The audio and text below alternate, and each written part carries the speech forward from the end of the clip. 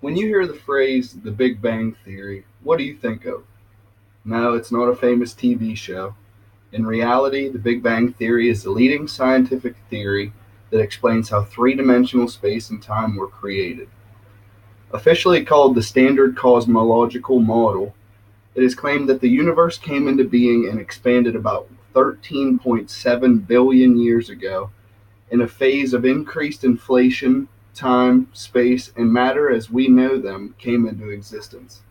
Since the 1960s, the Standard Cosmological Model, or the SCM, has been the generally accepted theory of how the universe was created. A handful of scientists refute the claim that the universe began this way, posting instead that the universe had no beginning and has no end. There are also theories that build off of the Big Bang, one being the inflation theory. The inflation theory claims that right after the Big Bang, the expansion of space and matter from the point of the original singularity occurred at an acceleration in excess of the speed of light, thereby accounting for the shape of the universe today, which deviates from the shape it should have been according to a linear expansion in the Big Bang theory. The SCM differs from most scientific theories in the way that the Christians tend to agree with this theory. Reason being is that it correlates to the book of Genesis, stating that God created the universe out of nothing and in an instant.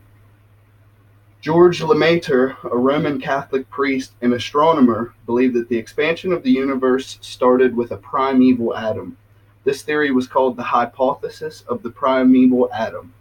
This primeval atom was estimated to be 15 billion kelvins, just 1 second after the Big Bang. A few decades later, a British scientist by the name of Fred Hoyle coined the phrase "Big Bang". His most important achievement was undoubtedly the creation of the Institute of Theoretical Astronomy in Cambridge, which he started sometime in the middle 60s. Now that you have a basic understanding of the Big Bang, we can dig deeper. Following this cataclysmic event, there were three major changes that allowed the universe to become what we know it is today. The first change came at around the age of 60,000 years old, and during a period of time known as the Dark Age. This change allowed matter to clump together. Before this time, and the energy in the photons was too great and only smoothed the gas out. In this time of darkness, the universe expanded. During this expansion, the particles of ionized gas just kept spreading further and further away. The next period, known as recombination, happened around 400,000 years old. As the temperature of the universe and density increased, decreased gas became transparent to radiation. The formation of stars brought light and ended a dark age lasting hundreds of millions of years. These first stars produced enough ultraviolet light to begin the stage of reionizing of the gas in space. Once space's gas was ionized, it gave way to the formation of galaxies and stars. The strongest evidence to support the Big Bang came in 1965 with the discovery of cosmic background radiation, or CMBR.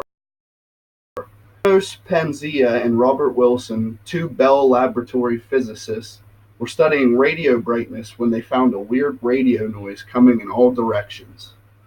This noise was later found to be cosmic background radiation. CMBR is leftover radiation from the hot matter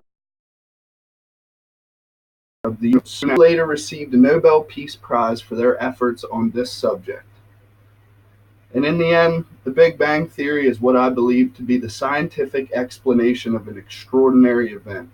Scientists like Albert Einstein and Stephen Hawking were sometimes even at a loss for words when trying to describe this amazing phenomenon. Almost a century after its introduction, this theory is still the primary explanation of the creation of the universe.